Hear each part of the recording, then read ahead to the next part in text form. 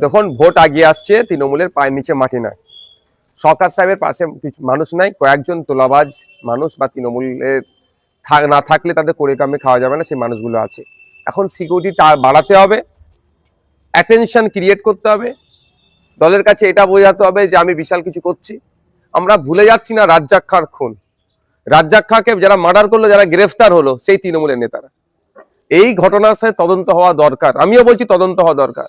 প্রয়োজনে আপনার এনআইএ তদন্ত করুক বোমাবাজি কারা করছে।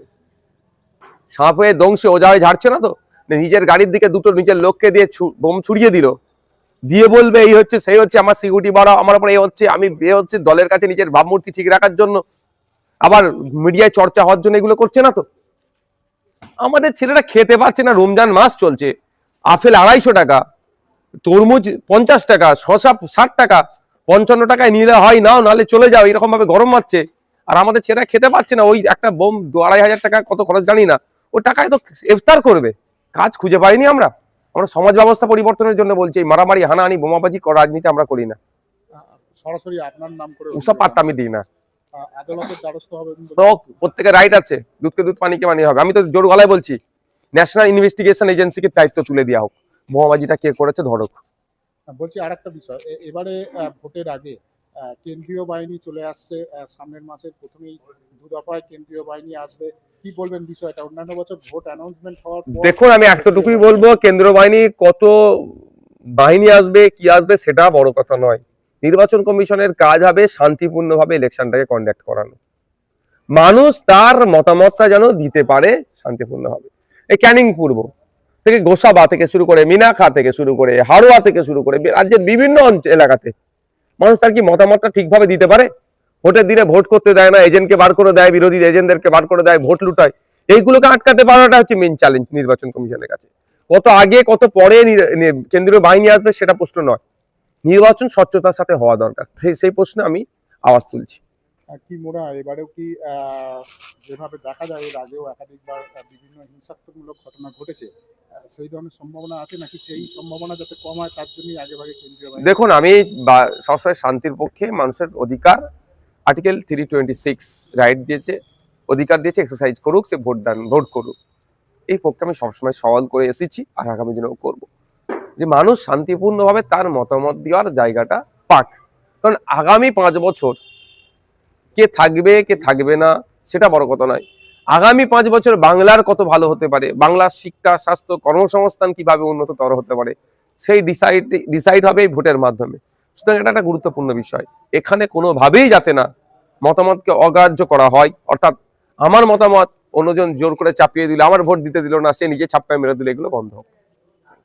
নিজের ওপরে নিজেই অ্যাটাক করিয়ে আইএসএফ এর নিরীহ সাধারণ ছেলেদেরকে এই রমজান মাসে পুলিশি হয়রানি করানোর চেষ্টা হচ্ছে।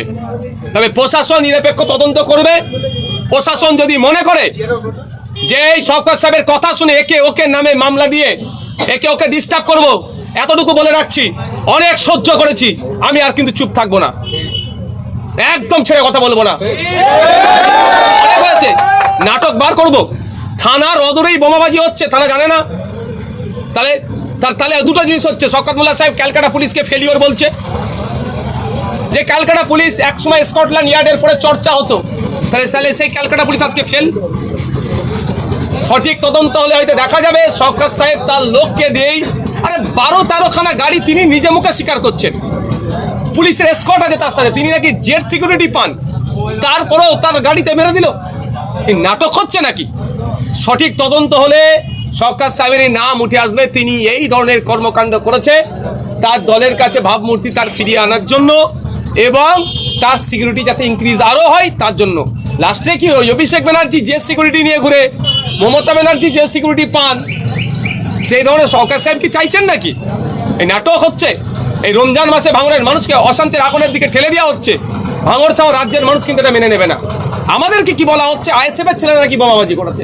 আরে আমাদের গরিব ছেলে 1 কিলো আপেল কিনতে গেলে 250 টাকা লাগছে, নাশপাতি 300 টাকা, শসা 60 টাকা, মুসাম্বি লেবু কলার ডজন আপনার 70 টাকা।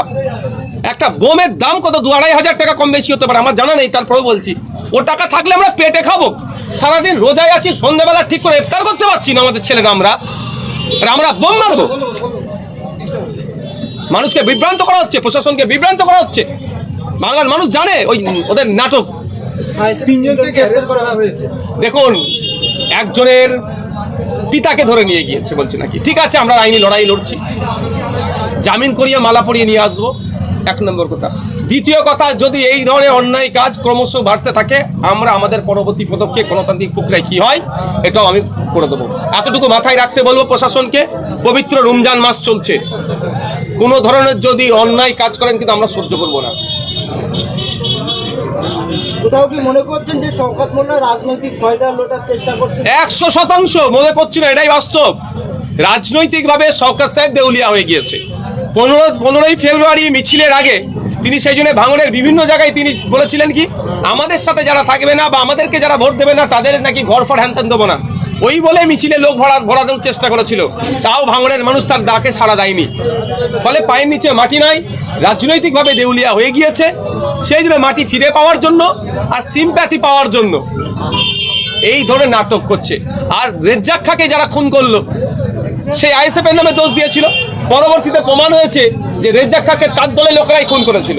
এটাও যদি সঠিক তদন্ত হয়, বোমাবাজি যে চাক্করটা সঠিক তদন্ত প্রমাণিত হবে, যেখানেও শওকত সাহেবদের দলের বা তারা টোটালি যুক্ত। Thank you. শওকত সাহেব উনি দেখতে পাচ্ছেন তার পায়ের নিচার মাটি নাই, কারণ 8-10টা বিধানসভা থেকে লোক নিয়ে এসে আইএসএফকে চ্যালেঞ্জ করে একটা র্যালি করেছিল। সেই র্যালিতে তিনি সুপার ফ্লপ। পায়ের নিচে মাটি নাই, ভাঙনের মানুষ তার সাথে নাই, এটা নাটক করতে হবে। আমি তো চাই এটা ন্যাশনাল ইনভেস্টিগেশন এজেন্সিকে দিয়ে তদন্ত করা হোক, কারণ বোমার কথা এখন উল্লেখ হচ্ছে, এক্সপ্লোসিভ যখন ব্যবহার হচ্ছে, এখানে এনআইএ তদন্ত করুক। যদি আইএসএফের ছেলেরা এর সাথে যুক্ত থাকে তাকে তুলে নিয়ে চলে যাক, দেখবেন দুধকে দুধ পানিকে পানি হয়ে যাবে। একাধিক কারণ আছে, গোষ্ঠীদ্বন্দ্বের শিকার হয়েছে কি সেটাও প্রশ্ন থেকে যাচ্ছে।